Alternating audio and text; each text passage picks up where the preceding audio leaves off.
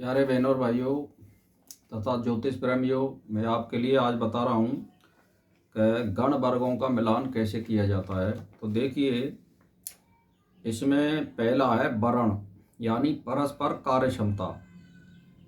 यानी वर और कन्या के राशि पतियों या नवांश पतियों की मैत्री या एकता हो।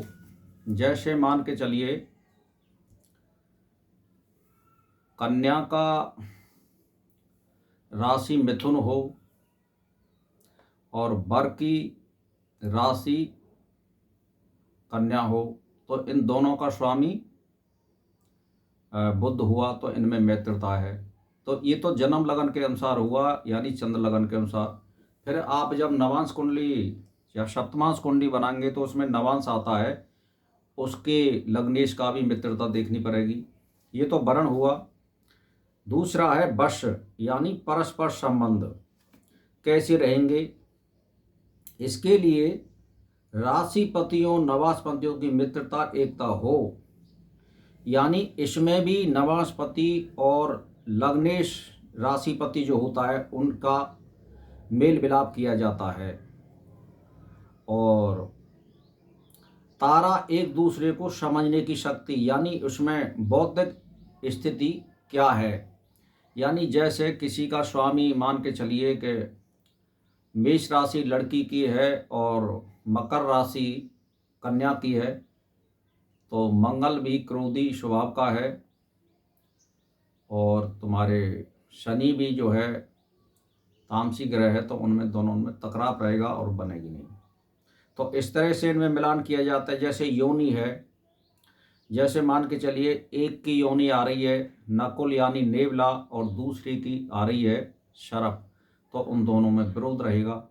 तो इस तरह से ये गणवर्ग बचाए जाते हैं। ये सब पत्रा में दे रखे हैं।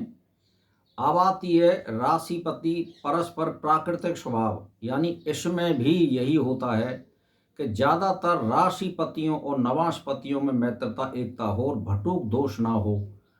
और गण, यानी जैसे मान के चलिए एक का गण लड़की का देवता है और लड़के का राक्षस गण आ रहा है, ये आपको ज्योतिष के पत्रा में देखना पड़ेगा। तो मान के चलिए कि उन दोनों में विरोध रहेगा, तो इसके लिए क्या करना पड़ेगा कि तो आपके लिए दोनों के मनुष्य गण हो या देवता मनुष्य गण हो, लेकिन राक्षस गण इसमें नहीं चलेगा, या फिर राक्षस गण हो। तो इस तरह से ये गुणमिलान किया जाता है। और उसके बाद फिर पत्रा में दे रखा है कि जैसे मान के चलिए वर के जो नक्षत्र होते हैं वो ऊपर वाली लाइन में होते हैं और कन्या के नक्षत्र नीचे वाली लाइनों में नीचे को आते हैं। तो हम कन्या वाली जैसे लाइन पे आते हैं और वर वाली लाइन पे आते हैं, तो मैं आपके लिए उदाहरण देके बता दूं। ये शिव शक्ति पंचांग है, मैं जिसमें से बता रहा हूँ, ये ज़्यादातर राजस्थान में चलता है। तो देखिए, मान के चलिए जब आप गणवर्ग बचा रहे हैं तो किसी लड़के का नाम मान के चलिए कि अश्विनी नक्षत्र पे आ रहा है और लड़की का भी अश्विनी नक्षत्र पे आ रहा है, तो कहने का मतलब ये इसमें गणवर्ग आपके बच जाएंगे। यानी दोनों का अश्विनी नक्षत्र आ रहा है तो इसमें गणवर्ग बच जाएंगे। जैसे मान के चलिए किसी लड़की का पुष्य नक्षत्र है यानी प्रथम चरण, और आप देखिए आप लड़की का मान के चलिए कृत का नक्षत्र है तीसरा चरण, तो इसमें 22 गुण मिलेंगे, यानी बच जाते हैं। कम से कम हमें गुण मिलान करने के लिए 18 गुण बचाना जरूरी है, और कुल मिलाकर के जो गुण होते हैं वो 36 होते हैं, जिनमें से 18 मिल जाते हैं तो शादी संभव है।